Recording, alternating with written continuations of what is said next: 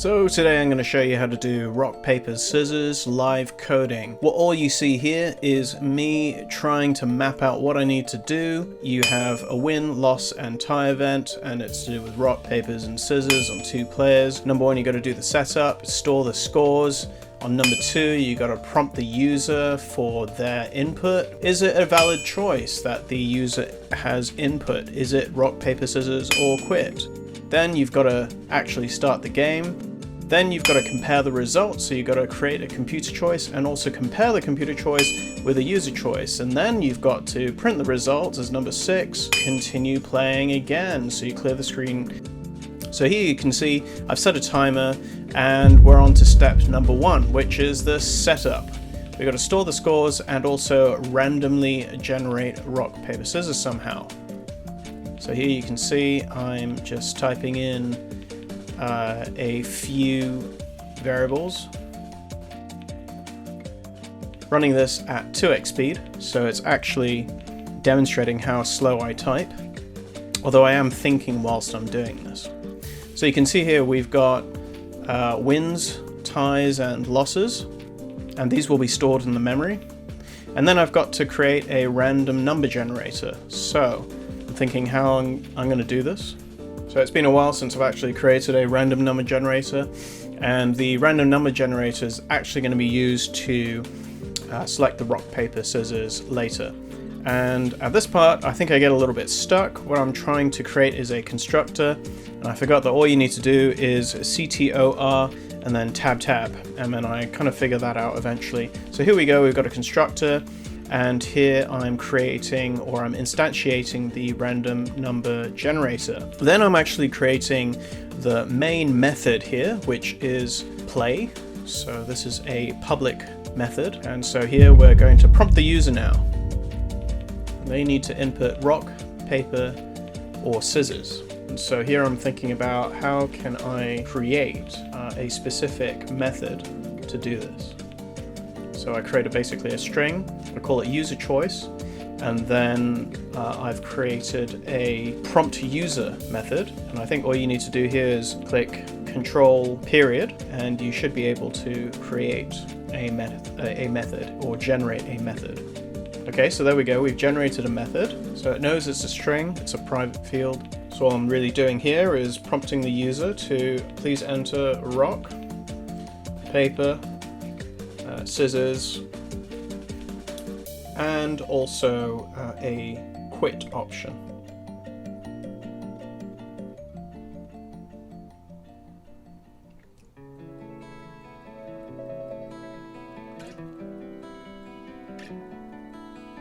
So then we need to read in what the user has input. And as you can tell, it's taking me a bit of time to think about how I'm going to do this, so I'm just going to call it string choice. So I've created a variable called choice, which is a string, and it will read whatever the user inputs.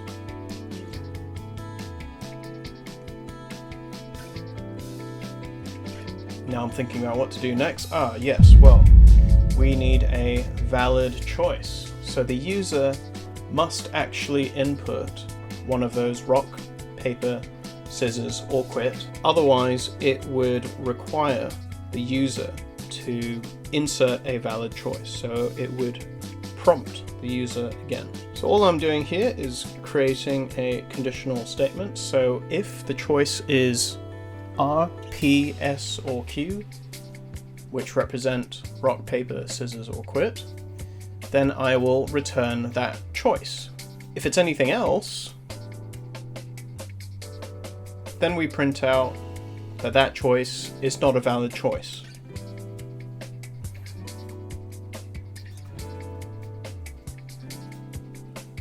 And now I'm going to wrap this whole thing up in a while loop. So there we go. And I'm going to include a certain condition for the while loop in a second. So basically I'm saying while true, which basically locks the user in that loop unless they return a proper choice. And then now here I've come to the main program, and I'm trying to instantiate the class rock, paper, scissors game.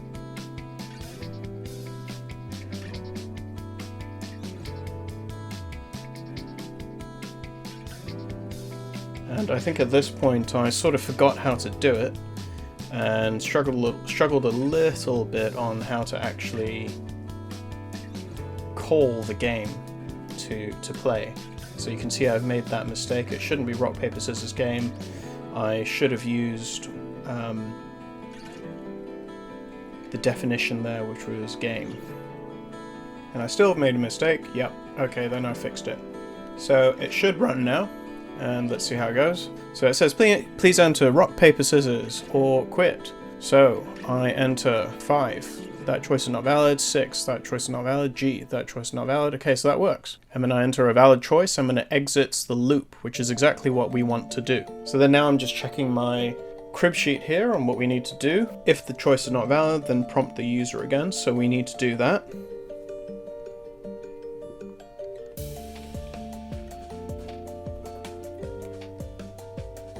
So now we're on to the next thing, which is we need to start the game.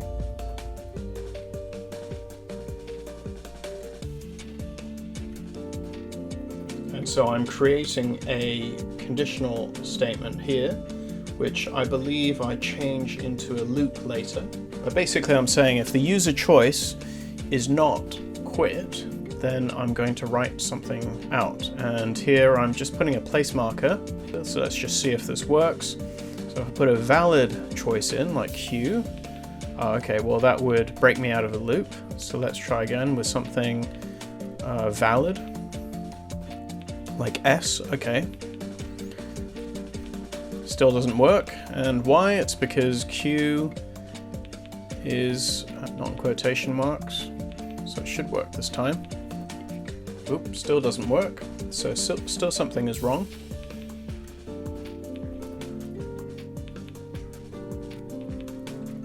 Of course, I forgot console.readline, so the program just closes on itself. So it effectively allows the user to start playing the game now. But in order to actually play the game, we need to create a comparison between a computer choice and the user choice. But in order to do that, you actually have to create the computer choice. I suspect we would use a string again, very similar to the user choice, except this time we will rely on the random number generator. And we'll show you that method in a second. I think I'm just thinking of an appropriate name here for the computer choice method, then control.period in order to create that method. So there we go. Generate computer choice method. So now we're setting the parameters of the random number generator, and I do recall having a little bit of difficulty doing this because I couldn't remember the syntax. You can see me trying multiple iterations of how this might work, and I kind of get it here actually. It's just I don't have a proper type. It shouldn't be RNG equals RNG.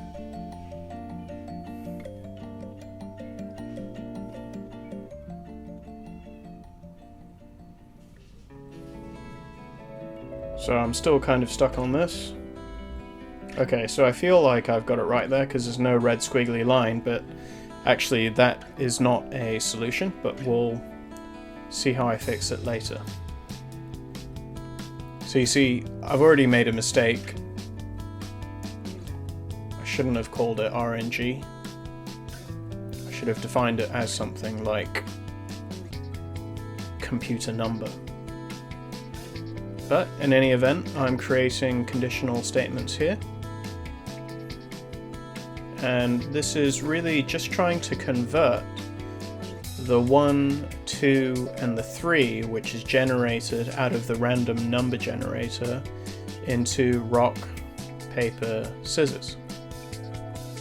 So you can see that random number generator equals 1 should return R, which is rock. Number 2 should return P.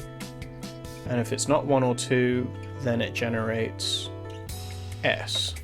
Okay, I'm still confused as to why that doesn't work, and I should have defined it, but I'll figure it out pretty soon, I think.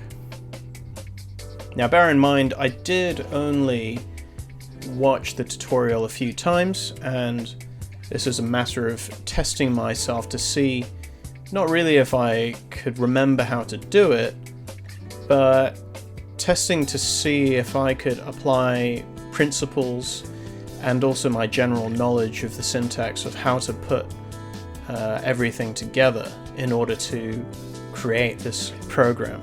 Try this, and I think it momentarily works, or momentarily removes the red squiggly line, but it's actually not a solution at all.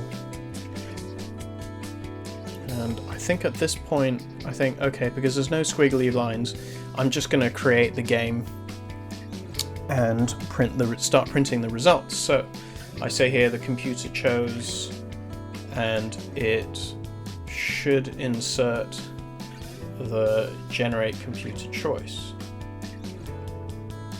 or the computer choice. See, that's incorrect there. I shouldn't have used generate computer choice. I should have used the variable which was computer choice. And I seem to be satisfied so far that it's working.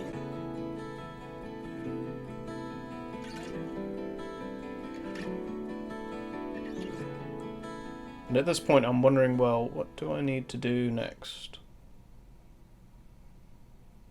Aha, so there, instead of a conditional statement, I've created a loop. Okay, so I think I'm pretty happy so far. But I'm starting to realize that the computer is always choosing S, which is scissors. So something's obviously wrong with the generate computer choice, and I'm going to have to fix it. There we go. Okay. String number.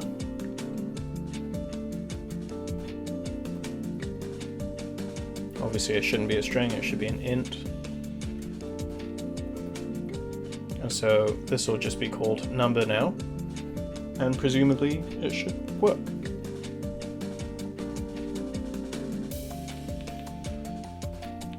So try playing, computer chose S, computer chose S. It's still choosing S all the time, so something is still going wrong. And I realized that I should have put the computer choice within the loop. Otherwise it only generates one computer choice, and it doesn't change that every time you play within that loop. So you have to put it within the loop, and then it generates a new number every time you play. Okay, so far so good. It's taken me quite a lot of time though, just to put this basic bit together. What I'm going to do is convert the R, S, P into whole words. And so I suspect, yeah, so I'm creating a method here called convert letter to word. And so what I want to do is convert R to rock, S to scissors, and P to paper, because nobody really wants to see just an R or an S or P when you're playing the game. And so in that method you are putting in a string, and you're putting in what I call the choice. And so if the choice is R, then this method returns rock, and if the choice is P, then this method returns paper, and if the choice is anything else, i.e. S, it should return scissors. And so what I can do now is I can chain this, and whatever is input into the computer choice will be converted from a letter into a word. There we go. So instead of coming up with PSR, it now says paper, scissors, rock. So what I'm going to do here, I think, is expand the answer so it's a little bit more sophisticated.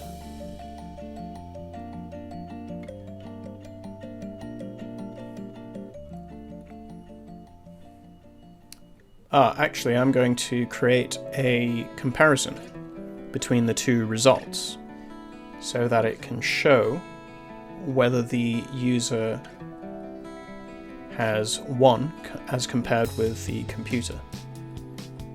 So I've created a method here, which will be a string, and it's called compare results. And in compare results, we're comparing two strings. One is the user choice, and the other string is the computer choice. So if this method needs to compare the user choice and the computer choice, then I just need to write out a bunch of conditional statements. So the first one will be comparing if they are the same. So if the user choice is the computer choice, or is the same as the computer choice, then what does that do? Well, we add +1 to the ties bank, and then we add a description, you tied. Now I'm going to repeat this, but you'll see later that I actually made a mistake already, and I'm going to repeat this mistake throughout the rest of them. So this particular conditional statement is going to be a bit more complicated, because I have to say if the user choice is rock, and the computer choice is scissors, and I'm thinking that in my head, then that is a winning scenario. Or, those two lines mean or, I'm just going to repeat this basically and change the R, S, and P's around. So paper should be rock, and then one more, scissors cuts paper, obviously. So instead of adding one to the ties, this time we add one to the wins, and instead of you tied, you win, or you won. Actually, grammatically it should be you win, but anyway. And then we create the final conditional statement, which is else, so we don't have to create such a complicated blob of text there. Losses, because the only other result is a loss, and you lose. Okay, so that is the compare result method, and we have conditions there for whether you tie, whether you win, or whether you lose. And now I'm getting a little bit confused as to why the compare results is in a red squiggly line. The Visual Studio was telling me that it wasn't returning any results, and I thought console.writeLine would return a result, but it doesn't. And so what I'm doing here is I'm replacing console.writeLine with a simple return command. It seems to work, but compare results has still got a squiggly red line you can see above there. So I'm trying to figure out, why is this not working? Well, I need to input some results into the compare results, right? So I should be putting something within those parentheses. We need to input the user choice and the computer choice. So it shouldn't be squiggly line anymore, that's correct. Right, so I should be playing the game to see what it's like. Please enter rock, paper, scissors. The computer chose paper. You lose. The computer chose rock. You tied. Wahee, it works. Okay, so it seems to be working so far. Now I'm just making this printed statement slightly more sophisticated. So I'm adding the user choice in addition to the computer choice, and I'm also converting the user choice into a word, and I'm using the same method, you see. So using methods, you don't need to write everything out again. And so now we need to print the results, we need to print the comparison, which we've been able to do, but we also need to print the tally of scores, so I'm going to try to do that now. And we will write a separate method for that. So we're calling it print result, but I'm having a bit of difficulty here because the name of the method is too similar to the variable that I've created. I'm just struggling a little bit to create a name, but I will get to it sometime. I'm trying to find a way around it. Yeah, okay, so it seems to be sufficiently different, and I create a method called print result, and all I'm really doing here is a bit of formatting, so I'm creating a line by console.writeLine, and then all I'm doing is printing out the wins, losses, and ties.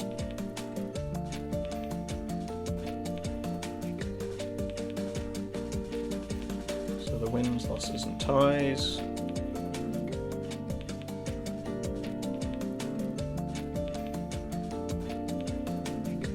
And that should print out just fine.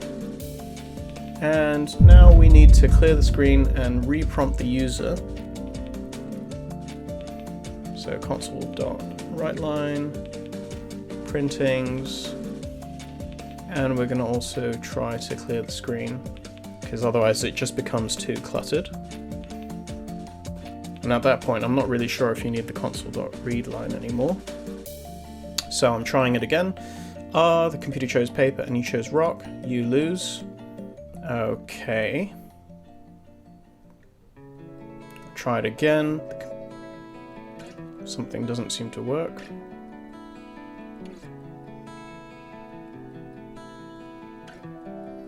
I'll try that, but it doesn't work.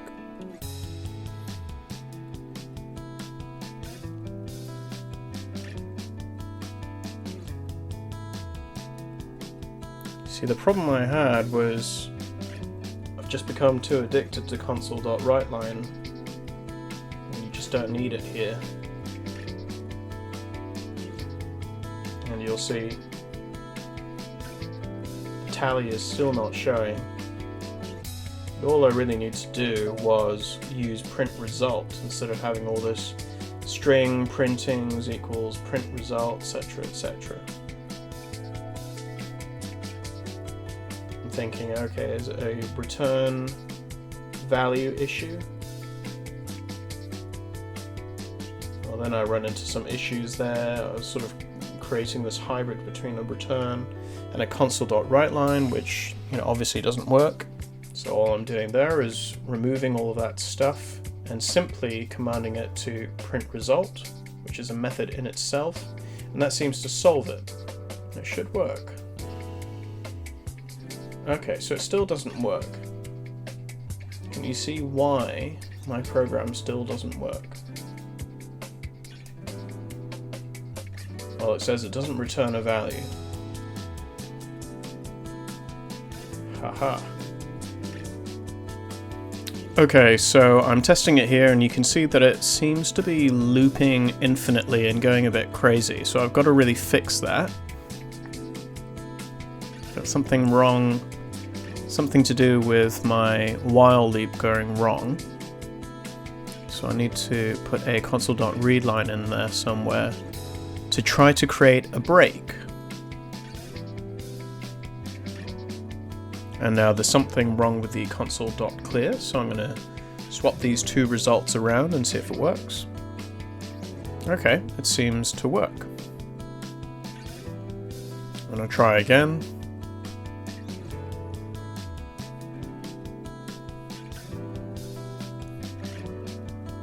And then this time I chose scissors, but for some reason the program is saying I chose rocks, so something's gone wrong. I tried scissors again, and it still says that I've chosen rock. So the program isn't really reading my subsequent inputs, it's only reading my initial input, which again means there's something missing from my loop.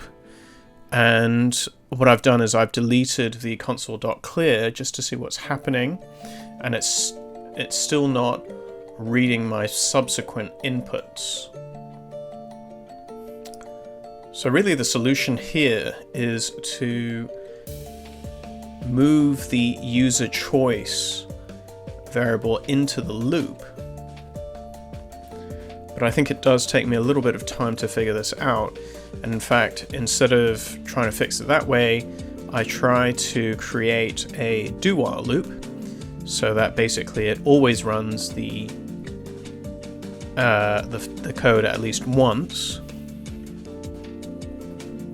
and then I quickly abandoned that and instead I put the prompt user method into the loop, which has the right idea, but I'm not actually going to reset the user input. And so you can see here when I've tried to play it again, it doesn't work. It's still saying that I'm choosing rock when I've in fact input scissors.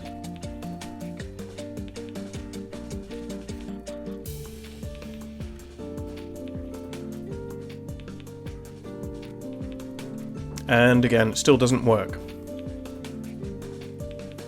So I'm rather puzzled at this point, but I think I do figure it out.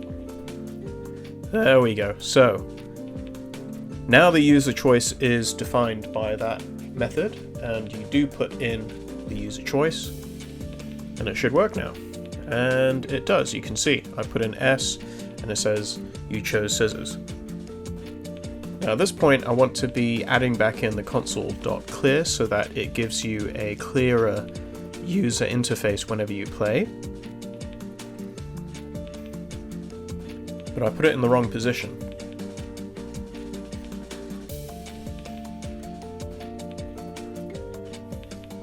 There we go.